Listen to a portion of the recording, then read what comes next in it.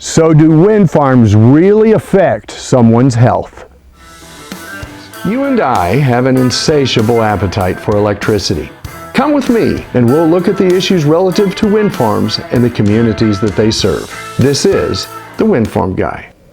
Hi, this is Dennis Stout and thank you for joining me for this episode of the Windfarm Guy. Okay, I will admit it, wind turbines do make sound. But does that sound hurt you? Let's consider that for a moment. Let me first say that there has been an enormous amount of attention given to wind farms and how they impact their communities. And most of those impacts are positive ones. I would guess that most wind farms are located in farm ground. Landowners and the community that host wind farms do quite well and gain a lot by having the wind farm there. There are few negative health effects from a wind farm, if any. I can group health concerns relative to wind farms into four main groups: sound, electrical, mental, and physical. Now, sound means all things involving frequency and vibration. Wind turbines are machines and therefore make sound and produce vibrations. Fact is, wind turbines generate very little sound. Research shows that the sound decibel comparison is that of a refrigerator. When compared to existing sound producers in farming communities, wind turbine sound levels are next to nothing, while that of trucks, tractors, combines, and dryers are significant. Other vibrations, infrasound and ultrasound from wind turbines, are quite low, sometimes barely even measurable.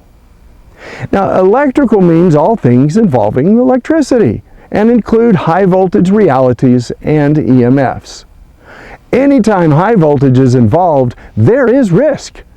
Wind farms are power plants and therefore are required to be designed and built according to best practices in the electrical engineering industry, including the Federal Energy Regulatory Commission and other agencies.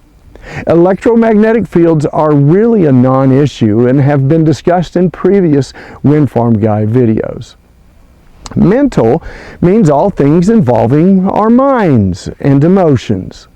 Sometimes there is someone who is opposed to the wind farm, who claims a negative effect from the turbines. They call it wind turbine syndrome. Studies show that this claim is simply unfounded. However, the stress we put on ourselves can cause those same effects.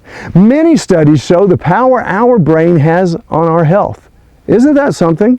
To a large degree, we ourselves cause the emotional mountains that we have to climb over inside our minds.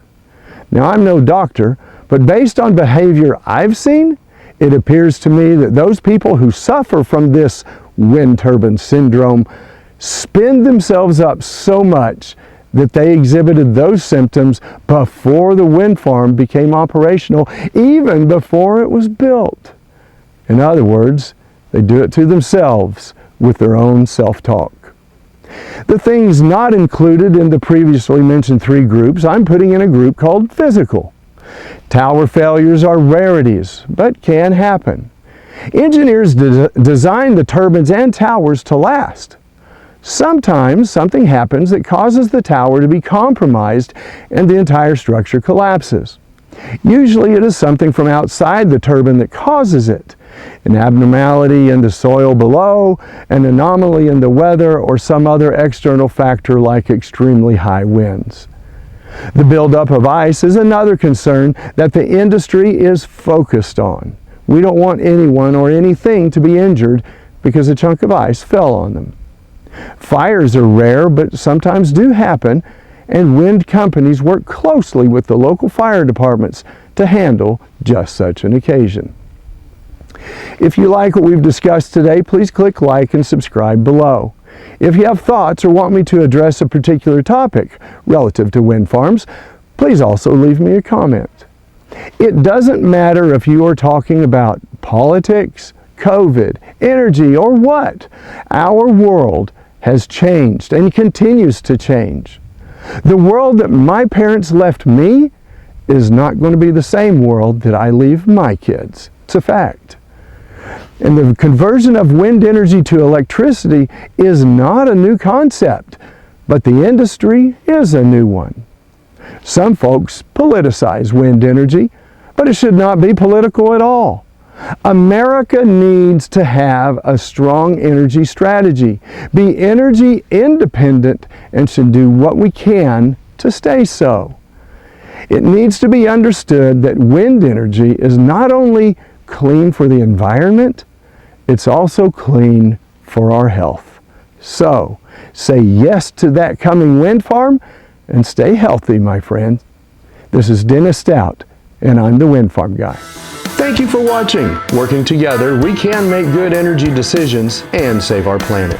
I am the Windfarm Guy.